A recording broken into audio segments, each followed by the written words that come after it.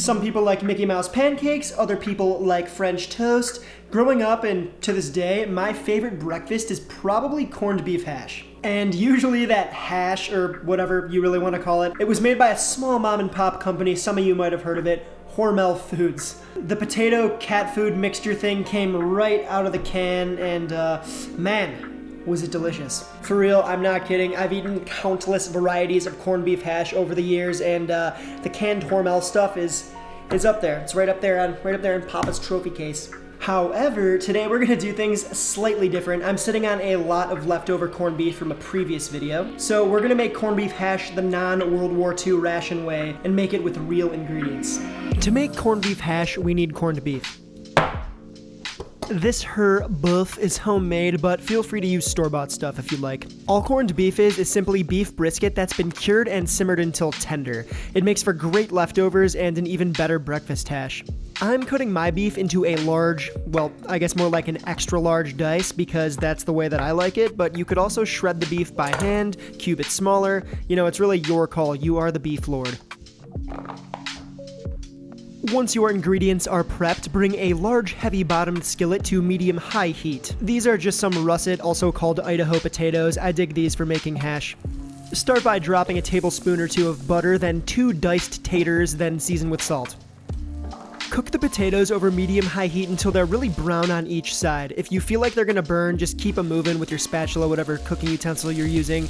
Take your time on this step. Remember that colorful food is flavorful food. This should take somewhere between 5, maybe 10 minutes, or maybe a little more, a little less. Use your common sense. Once nice and GB, go ahead and add in that 1½ cups of diced onion, then season again. Cook that down for another couple minutes. The onions are going to release water into the pan and begin to sweat. Once aromatic, after a few minutes, add in the tablespoon of fresh chopped thyme, followed by the 2 cloves of minced garlic. Stir that around and cook for another couple minutes. Now for the piece de resistance, go ahead and add in that 2½ cups of the corned beef. I'm a BP guy, so in with a bit of that. Then I like to finish with some chopped parsley just to kind of brighten things up. Yeah, and that's pretty much it. Pretty simple. Corned beef hash is a great thing to whip up in bulk for a group of hungry / probably hungover buddies after a long night. That or, you know, to your well-rested girlfriend and self after an early night of watching TV and doing absolutely nothing.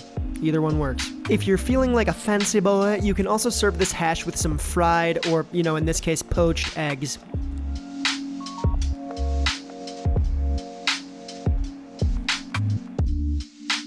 It's not very tradish, but I am a sucker for chili oil, so...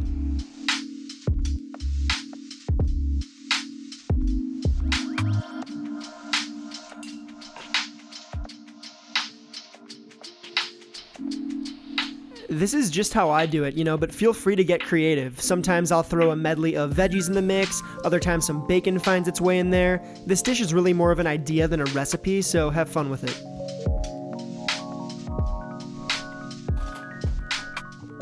Okay, what do we got here? Yeah, boy. Yeah, do this. Anyway, I hope this video wasn't too corny for you.